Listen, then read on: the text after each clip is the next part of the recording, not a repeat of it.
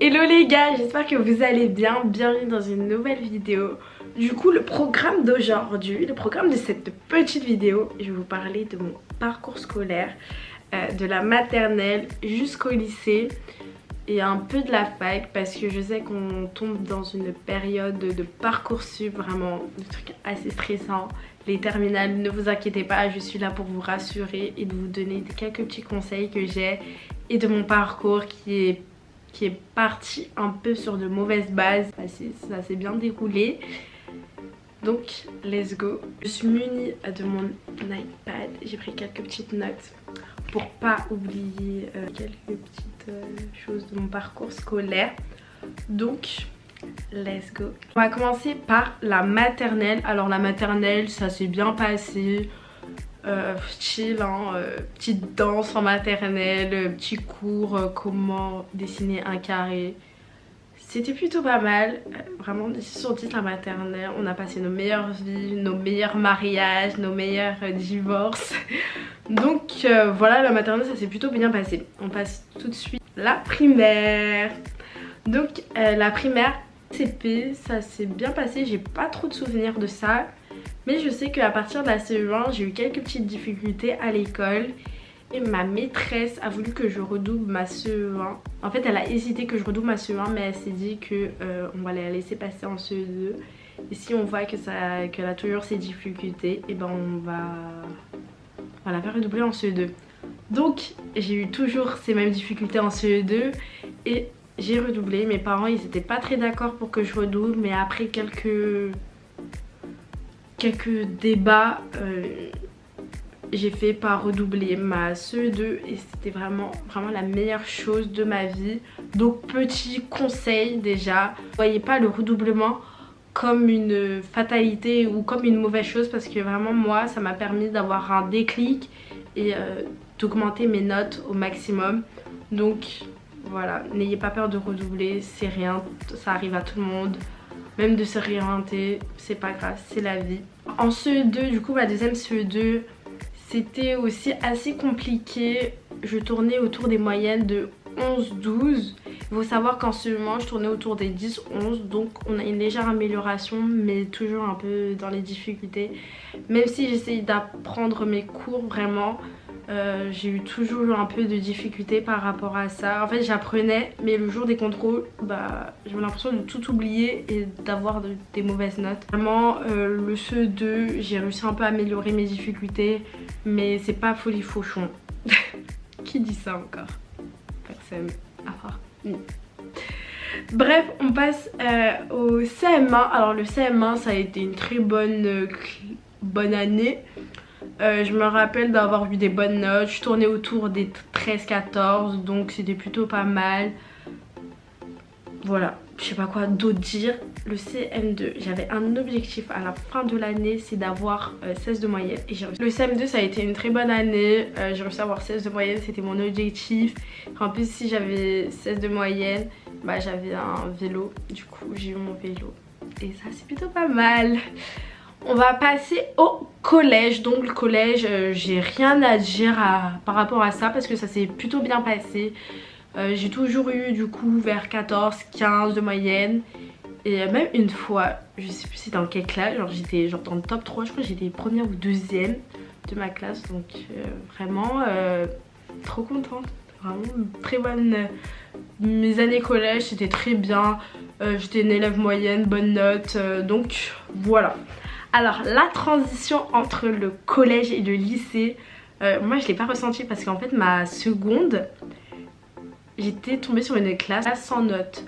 Donc en fait on avait en fait un code couleur, genre comme en primaire, on avait A, ACI, EAC en cours d'acquisition. Alors ma première, c'était vraiment une catastrophe parce que certains événements dans ma vie perso se sont passés et en fait ça a beaucoup joué sur mon moral et j'ai eu des mauvaises notes en fait, c'est ça, j'ai eu des mauvaises notes et du coup ça a beaucoup joué. Je suis tombée à 10 de moyenne donc c'était vraiment genre très difficile pour moi, j'étais vraiment dans un bad mood et il y a eu le confinement qui est venu, le premier confinement. Vraiment c'était vraiment révélateur. Moi j'ai adoré le premier confinement, ça m'a permis de mieux m'organiser et de me rendre compte que j'aimais travailler à la maison en ligne. Donc voilà, donc les 2 semestres de ma première, j'ai eu 10 de moyenne, j'ai eu mon bac. On passe à la terminale, donc un petit sujet qui vous intéresse, un petit sujet d'actualité, la terminale. La terminale, c'était l'une de mes meilleures années de lycée, à part la seconde, parce que en fait j'ai eu un sort de mentor, coach, qui a fait que j'ai pu... il m'a donné confiance en moi, confiance à mes... qualité de travail. La première j'ai eu 10 de moyenne, donc je me suis dit bah genre je n'arriverai pas, et donc j'ai eu une baisse de confiance en moi, et grâce à lui il m'a permis d'avoir confiance en moi et d'avoir de meilleures notes et d'augmenter ma moyenne de 6 points à 7 points.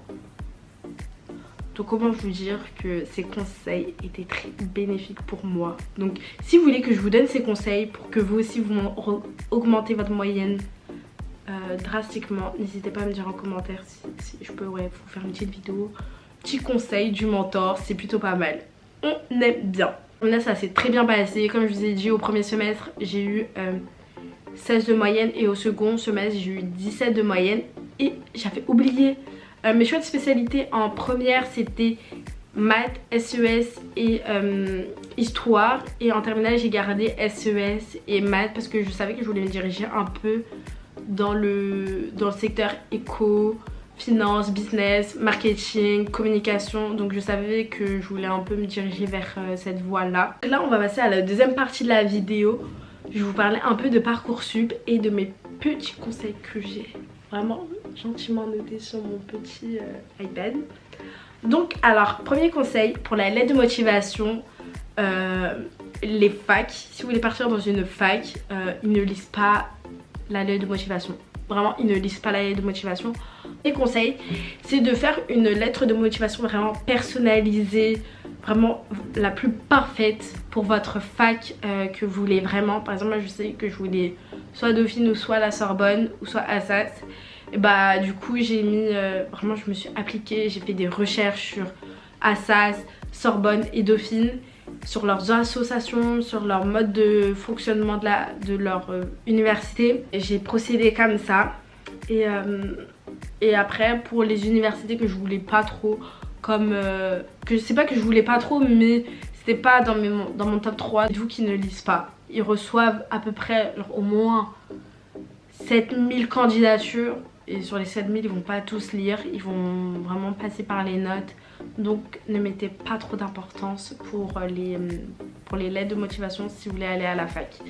Mais cependant, si vous voulez aller dans une prépa ou une prépa D2, en fait une promotion où vous êtes pas beaucoup, bah là je vous conseille vraiment de faire une lettre de motivation personnalisée prépa, parce que là ils vont lire, parce qu'en fait ils vont sélectionner vraiment les meilleurs, en tout cas les personnes les plus motivées. Donc faites une lettre personnalisée pour ces prépas.